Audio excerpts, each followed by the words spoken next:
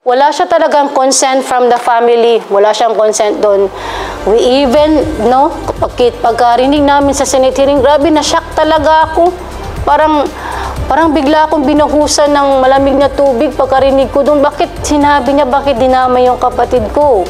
Hindi nga namin alam, hindi siya nag-ask ng consent sa amin na ganito, sabihin niya pala na ibibigay niya doon sa Senate hearing na kung sino pumatay sa kapatid ko.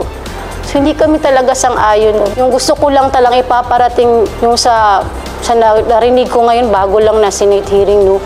Yung isang witness doon, nangangalang Edward Masayon, sabi niya na yung kapatid ko, pangalan ng kapatid ko pala Raymond Fasiol, yun yung pangalan niya, and he died June 30, 2019. So, for me and my family, it was very tragic, no? Grabe talaga yung pangyayaring yun. And then, throughout the investigation, wala kami nakita na solid evidence at hindi namin alam talaga kung sino ang nagpapatay sa kapatid ko. But nung nandun kami, sabi ng isang pulis doon, nang dahil maraming tama, kasi yung kapatid ko marami siyang tama ng gunshots para malaman nyo lang. So, may ibig sabihin nun na yung pumatay sa kanya, parang meron talaga siya hinanakit or grudge sa kapatid ko. Kaya imposibleng magagawa yun ni Pastor Edward Masayon. Sana isipin mo na ginagawa mo.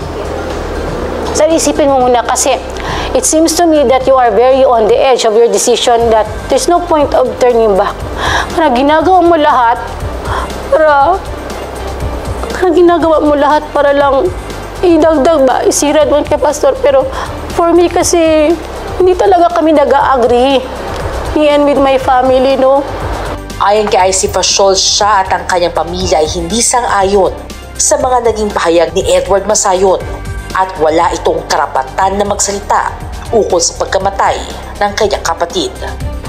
Hindi ako talaga sang-ayon dun sa sinasabi ni Edward Masayon sa Senate hearing. Hindi ako sang-ayon. Kita mo nga, di ba?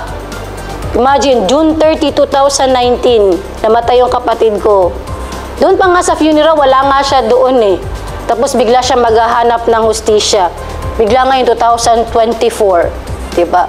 Kapag-decide kami ng family ko na we have to keep silence since we don't have evidence kung sino talagang pumatay sa kapatid ko.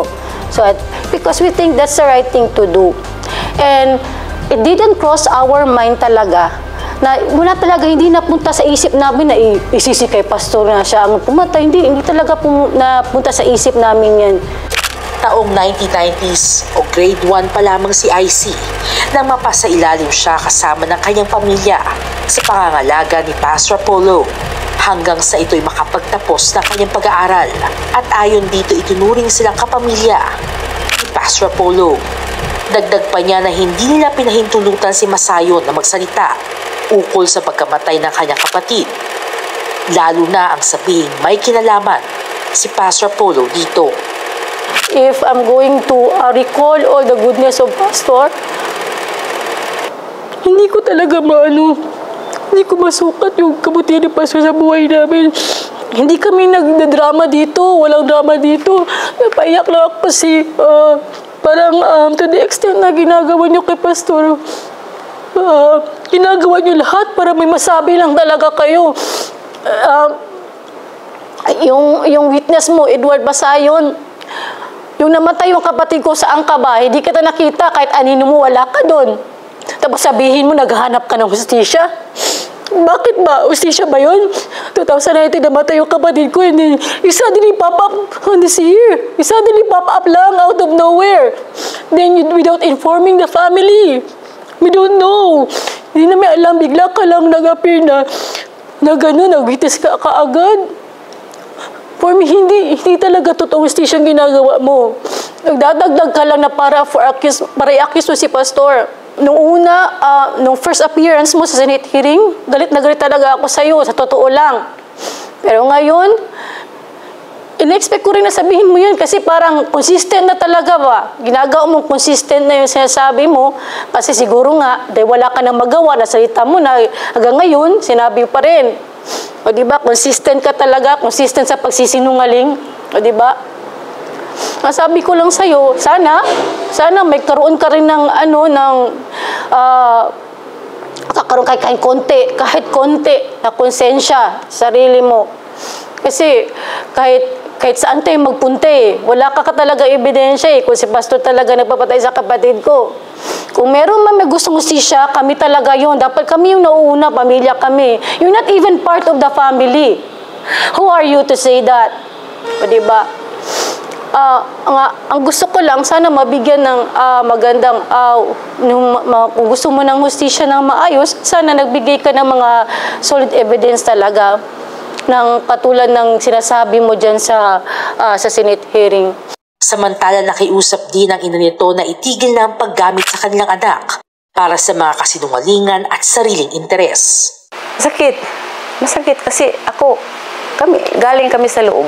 Masakit sa amin. Masakit sa amin, nakikita namin yung mahal namin pastor na sa loob ng kulungan. Masakit. Siyempre, pero wala man kami magawa. That's process. Sakit. Ang itinuro ni pastor sa amin, paano buhayin ang kaluluwa. Hindi paano magpatay. Hindi, love ang talang tinuturo ni pastor sa amin. Walang tinuro sa amin si pastor, paano pumatay ng tao. Wala. Hindi. 100% hindi kami naniniwala. Masayon, kung galit ka man kay pastor, sana wag mo na kaming idamay. Ikaw lang. Ay, hindi man kami galit kay pastor. Tayo pa ang nagkasala, tayo pang magalit kay pastor. Wala. Huwag mo na kaming idamay, please lang. Nahimik na yung anak namin. Kahit pa naman ungkatin mo yan, kahit ilang Raymond pandalahin mo, hindi na mabubuhay si Raymond. Patahimikin mo na, please lang.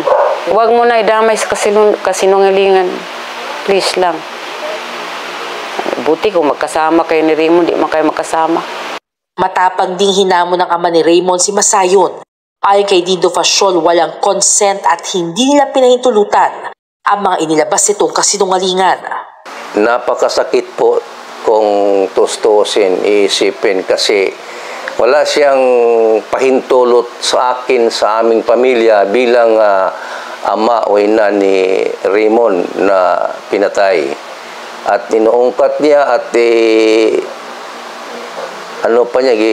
Ginagamit po niya ginagamit po niyang rason para kay pastor na banggit niya yon na si pastor ang nag-utos upang patayin sila si Raymond. Marami pang mga taong binanggit, kilala ko yun pero hindi ko banggitin ang aking anak lang na sinali niya doon.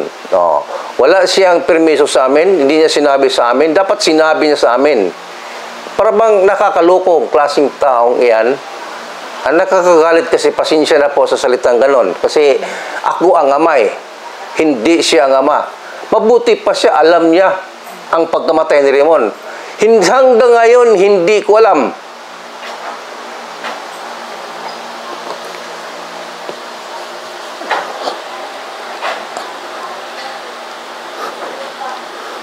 Matay ang anak namin. Walang hustisya. Hanggang ngayon, pero wala namin sinisisi pastor. Ang turo ni pastor, kabutihan talaga, pag-ibig. Kaya itong si Masayon, maling-mali siyang ginawa niya. Hindi ko gusto sa mga sinasabi niya, sa malabas sa kanyang bibig. Gusto ko sana ipakain sa kanya yon. Hindi ganun ba? Nakakainis ba, nakakasakit ng pasensya na po. Kasi anak ko yun Kung nasa harap ko lang ka, baka may tapol ko sa yung kamay ko sa inyo. Dapat huwag mong isaling anak ko. Pinagbintangan niyo pa si pastor. Napakabuting pastor. Kinikilala namin si pastor na naging ama namin sa pamagitan ng mga salita niya. Pag-ibig talaga. Kahit na kung anong mga kalaban mo, ibigin pa rin.